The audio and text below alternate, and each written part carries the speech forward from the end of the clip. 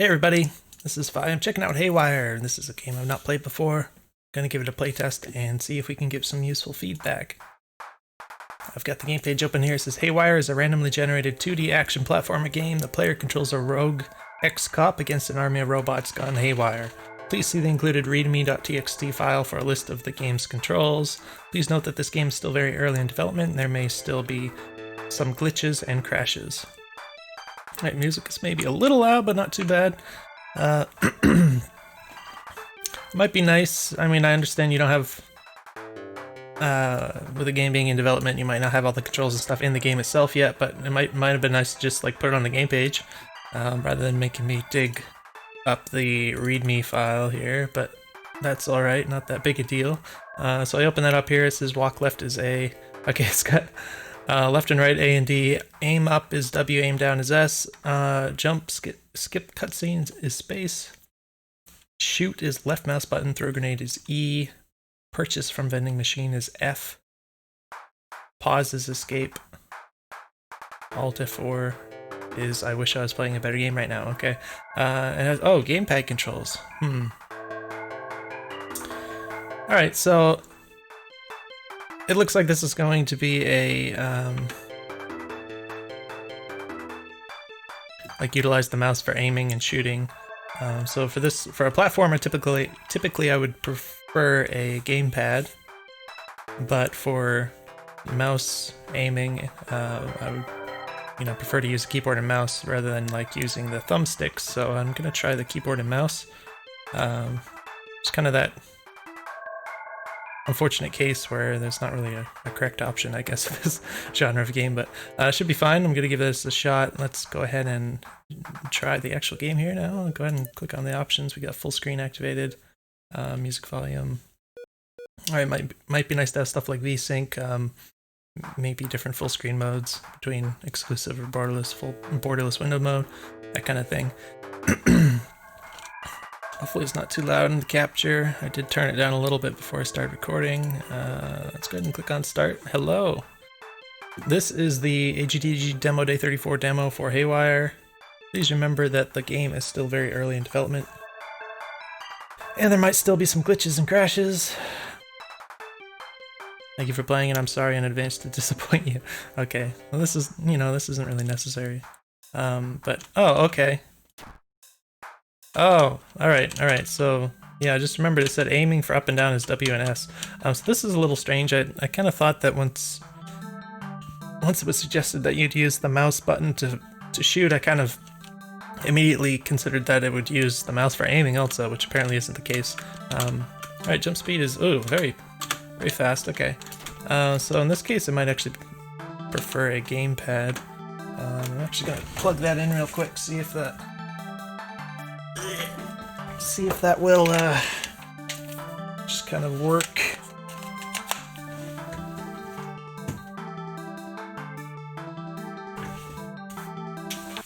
Alright, oh, okay.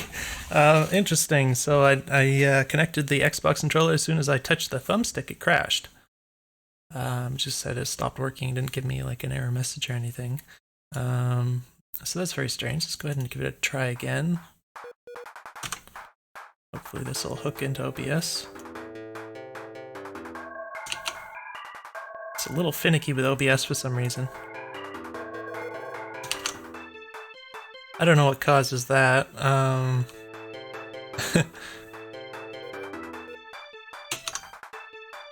Interesting. Okay, so I'm just going to fiddle with this for a bit until OBS tells me that it's actually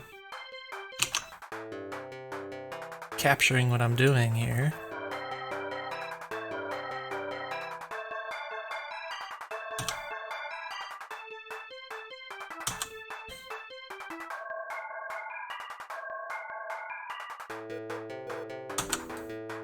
Alright, there it goes. Okay, sorry about that.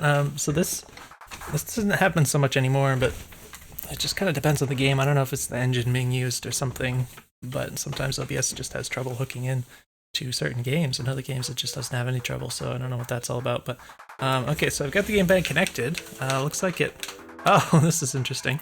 Let me adjust my microphone a little bit. So it looks like it works with the the thumbstick, it feels like I might not have enough of a dead zone. Oh yeah, it definitely needs more dead zone on the thumbstick here, but interesting how you can see the mouse cursor move with the selected options. Also interesting how the D-pad apparently doesn't work in the menu here. Let's go ahead and hit start. Thankfully we could skip that little cutscene there. So yeah, unfortunately there's no dead zone set, or there's either none or it's extraordinarily small for the thumbstick, which means that there's going to be a lot of misinputs. You really need a dead zone set to that. I would recommend 0.4 for the dead zone. That seems to be kind of the sweet spot. It's going to be really hard to play this. Like if I try and hold up, it's really hard to do that without like moving left and right. You just get tons of misinputs with the lack of the dead zone. So unfortunately the D-pad again doesn't work in here. So I don't think the gamepad's going to be very usable. I'm going to go ahead and disconnect it. Back to the keyboard and mouse here. So yeah, interesting to use the mouse. You could just use another keyboard button, but it's not a big deal. So things I noticed is a little bit of input latency. It's quite noticeable moving left and right.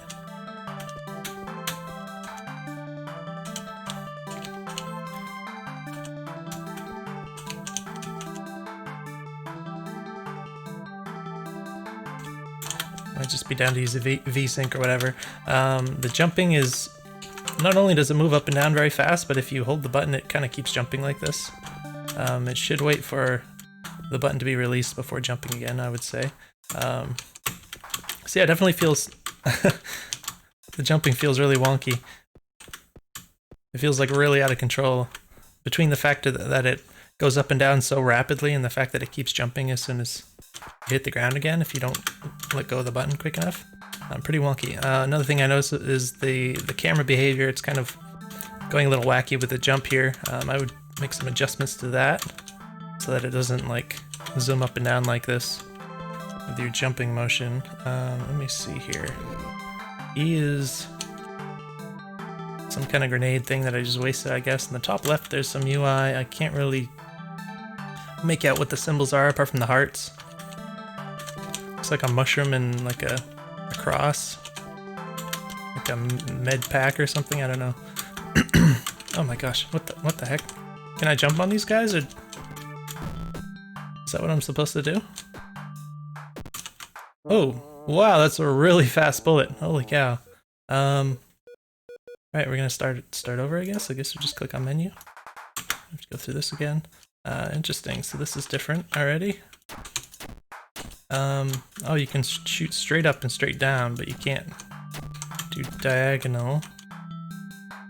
What were the other buttons? I think F was to buy or something like that. Actually, let me just review that readme again real quick here, just to make sure I'm not missing something important. Alright, yeah, grenade is E, purchase is F, pause is escape.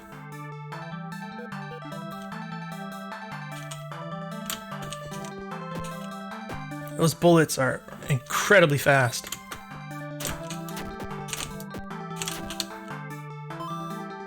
Okay, I don't know what that is. I don't know what this is. Is this a shop thing?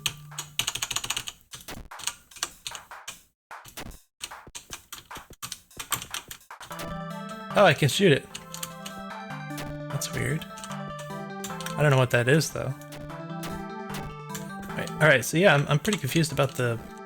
Wow, that's fast. At least that guy kind of pauses for a bit, so you can kind of move out of the way. It'd be nice if it did some kind of like a little shake or something to indicate that he was about to do something. Wow, okay, yeah, the jumping is really out of control here. But yeah, I'm particularly surprised by how fast the enemy bullets move, because they're extremely difficult to avoid. I don't know if these will smush me if I'm... Oh, I thought these were like platforms I could stand on. Okay, that was a little weird. So I think I think what happened is I took damage, and then it like takes a moment for the death to trigger or whatever. It just felt weird because it's like I got hit and then I flashed for a second, and then all of a sudden it popped up the game over screen. So what I would do is do some kind of like animation or whatever to indicate the death. You know, it doesn't even need to be much of an animation. You could just like do like a single frame of a sprite or something of the guy laying on the ground or whatever. Just make it happen instantly when you take the final damage, and then I would leave the screen showing the gameplay at that moment where you died for at least a couple seconds or whatever. Maybe you could just put the game over screen, just kind of overlay it on that or something. Because it's really jarring when you die and it just like immediately pops up in a different screen and you can't see like the game anymore. It just feels a lot better if you die and you can kind of see like what happened to you, that kind of thing.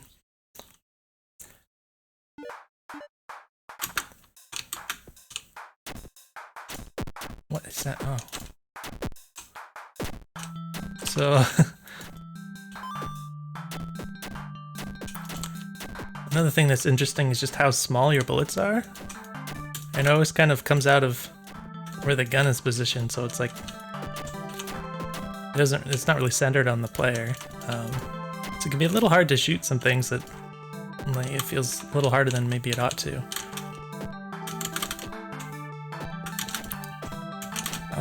Oh my gosh. I guess you do have a death animation. It's just really subtle. Okay, maybe you could just tweak that a little bit to, you know, I would like tip him over sideways or something, make him lay on the ground, that kind of thing, rather than kind of kneeling slowly. But yeah, it'd be great to like leave the screen there for a little bit. Maybe you could just wait for the player to input a button before it moves on or something. Yeah, apparently those turrets, they kind of look like they'll shoot in 8 directions, but apparently they just shoot in arbitrary directions, just wherever you are. That makes it even harder to avoid the like ultra fast shots. Oh yeah, and see like when something gets above you and you kind of like try and shoot upwards and the bullet just kind of goes around the side of the enemy or something, it's quite annoying. So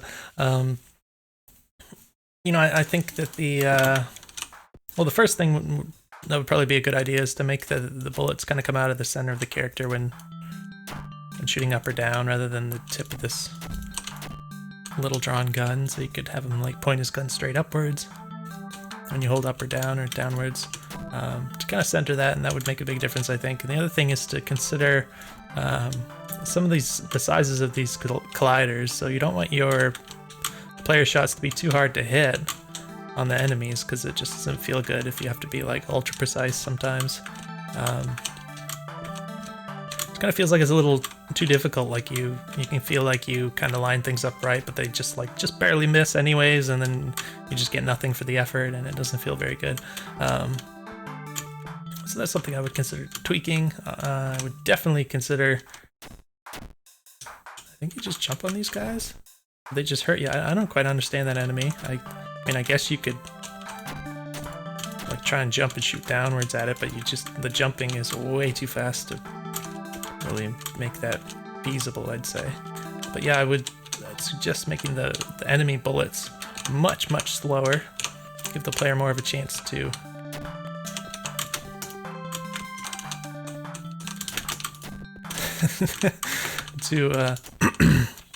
oh, this is interesting. All right, so it's probably hard to see in the capture, but I can actually see my bullet sprite overlapping whatever this blue thing is. If I jump and shoot downwards for like a single frame, I can see that overlapping. So I'm not really sure what the idea is with the collision here, but if I could see the bullet touching, like overlapping the pixels, and it's still not colliding, then that's definitely not good enough. It would definitely make the colliders a lot bigger. Oh my gosh.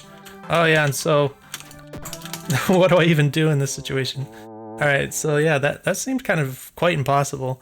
One thing that you have to be careful about is when you have this kind of 4-directional shooting, and the enemies have, you know, like arbitrary directional shooting, they can shoot in any direction.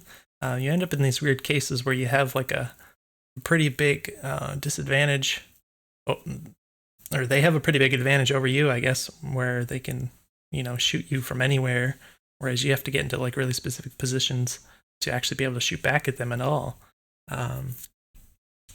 So that's something you have to be careful about. And then obviously in this case where the bullets are extremely fast and there's like 2 of these enemies at the same time, I don't really have any option to actually avoid that damage, so it would be important to make some some tweaks here to make this kind of more possible. It should always be possible to avoid damage. With enough skill, a reasonable amount of skill, and not an unreasonable amount of foreknowledge about the game. There's more of these guys. Oh my gosh. Oh gosh, yeah, and like if I walk against the wall and try and shoot up, it just kind of, the bullet kind of goes into the wall. Oh, that also goes over their heads. Oh my gosh. Okay, so there's a lot going on at once. It's hard to talk about everything, but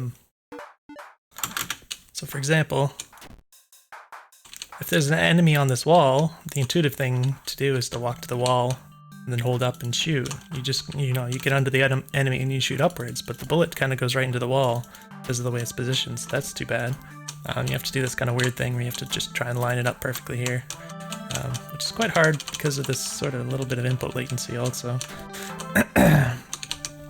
And the other thing, of course, is that when they're on the ground, when they're coming across the ground here and I can't shoot them because it goes over their heads, it's like, what do I even do?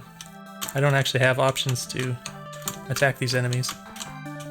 Meanwhile, they kill me instantly with their bullets, so definitely some stuff to consider tweaking. I guess that guy died. It looked like he was about to teleport or something.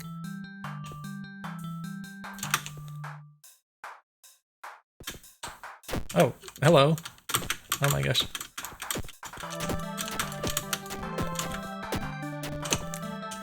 Yeah, I don't really have anything I can do. Another thing is that the player shooting is very slow.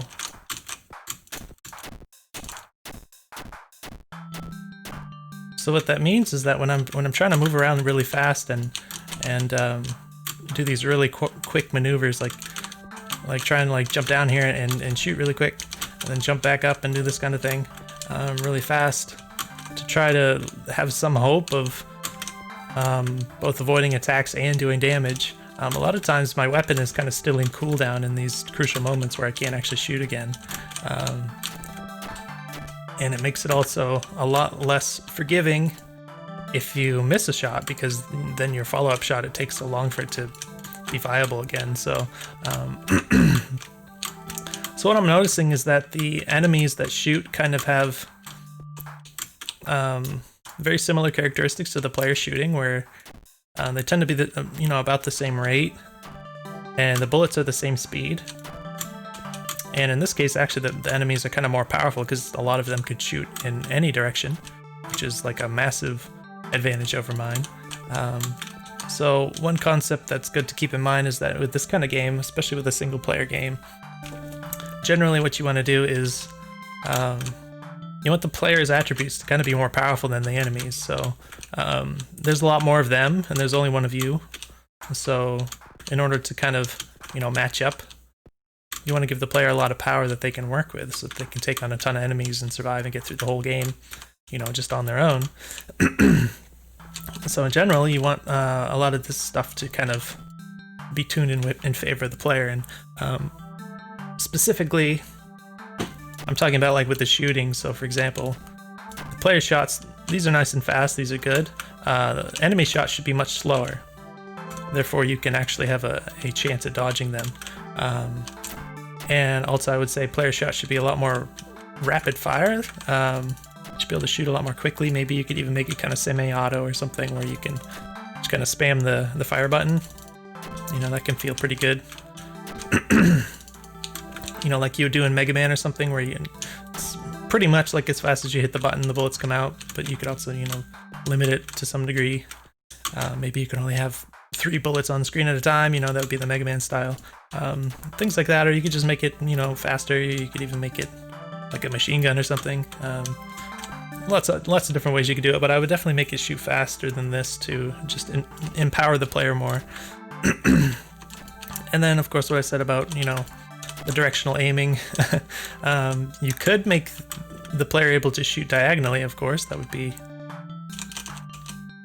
something that could be helpful. It's not, not strictly necessary, perhaps. You still end up in those situations where the enemies that are diagonal to you are, they have a great advantage because they can shoot at you while you can't until you work with the positioning and stuff, and that can cause problems, but it's not like it's not necessarily wrong. I mean, you can still make the game work well with that in place. It just means you have to, you know, do more positioning and mobility stuff, and you just have to make sure the player can always avoid damage when they need to, in order to get into the positions they need to fire back and that kind of thing. So stuff to consider, but yeah, as it is right now, it definitely seems like... Oh yeah, so the other thing I should mention while we're talking about this whole concept is the enemy, just the colliders in general. So the player bullets and the enemy colliders, you want to make it so that the enemies are pretty easy to hit, just broadly speaking. Especially with kind of the way that these enemies are moving, everything's quite fast and such, so you can make the collider on the player bullets larger. And that's one thing to do, and you can also make the enemy colliders larger. Of course, you don't want the player bullets to like hit things when they shouldn't, like the environment stuff, like these platforms or something. So if you make the colliders bigger, unless you want to do multiple colliders on the bullets or whatever, you know, there's different options. But the point is that you want to make it so that it's pretty easy to hit the enemies. You'd never want to have the situation where the bullet just like brushes the edge of the enemy and just never hits them and that kind of thing. With kind of the speed of this game and the way it works, the mobility and everything else. So I don't know what this thing does.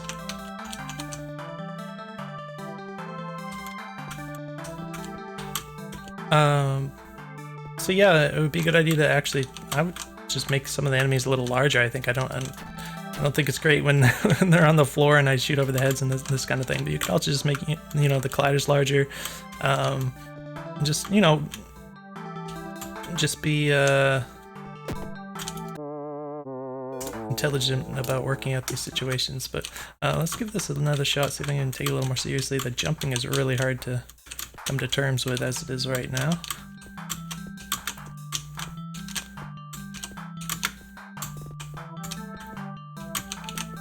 Even this very kind of simple platform, I don't know, can I jump? I can jump up here.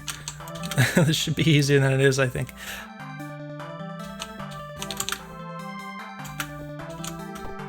Ouch. So the only thing I can think that this object here would be is like something to do with the so-called shop, because I haven't seen anything resembling like a shop. But like the F key doesn't do anything on that. I don't know what that is. Yeah, so it seems like the collision is pretty much pixel perfect on these guys, and just the way that everything is shaped and such. It doesn't give me a lot of leeway to hit like these little pixels against their little pixels, so I would definitely tweak some of the size and shape of some of these things. I didn't actually see what hit me this time. I don't know, there's some bullet or something that ran into me, but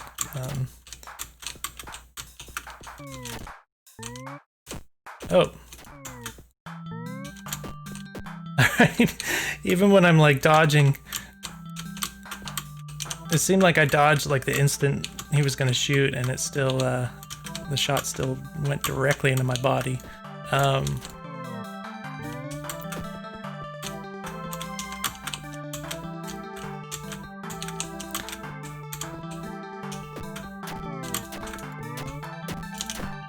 Okay, this guy is owning me. So yeah, there's definitely I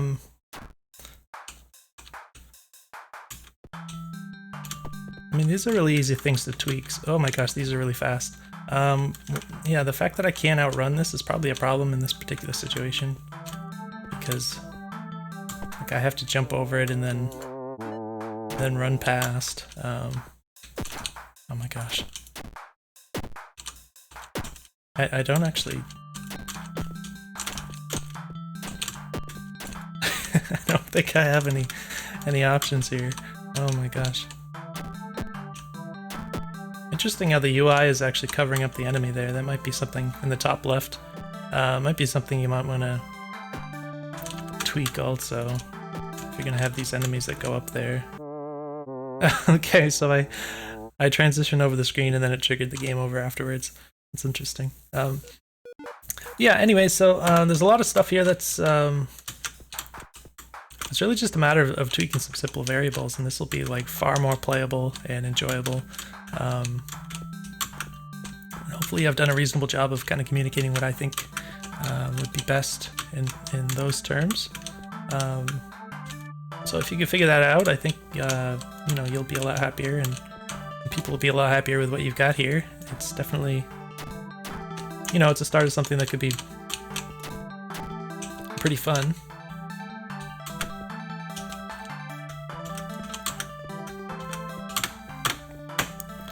You do have variable jump height, but the vertical speed here is just way too much.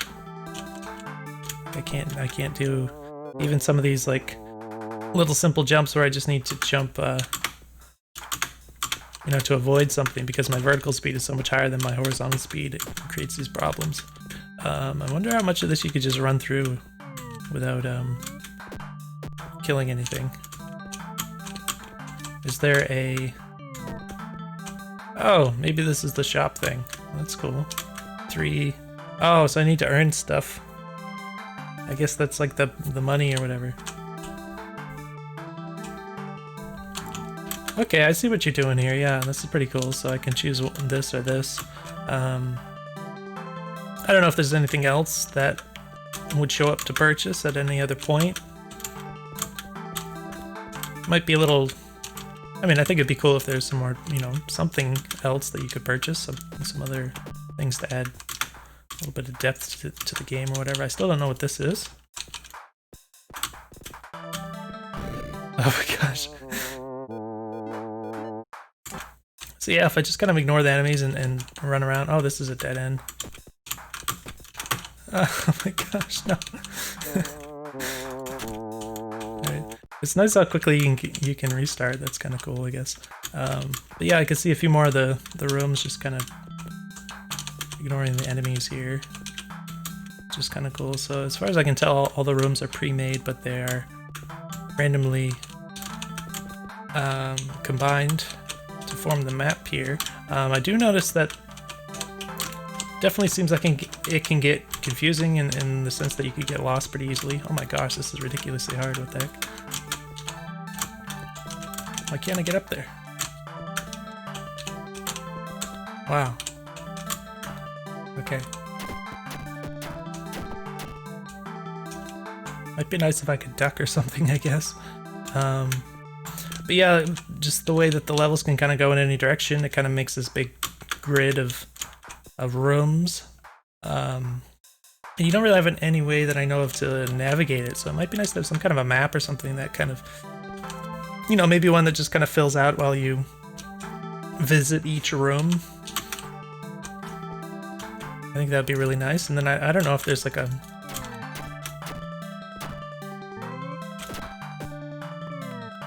I don't know if there's an end to this somewhere, like an objective or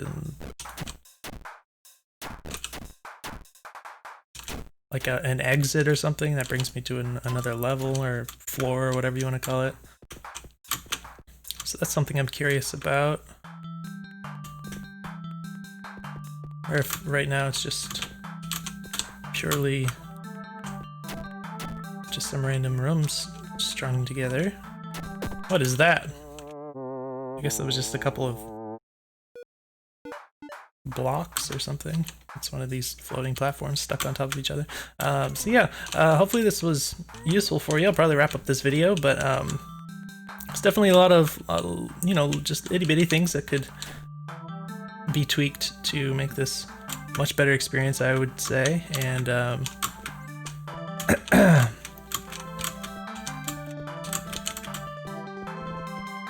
yeah, I'd definitely be, you know, interested to play with some more of these tweaks in place.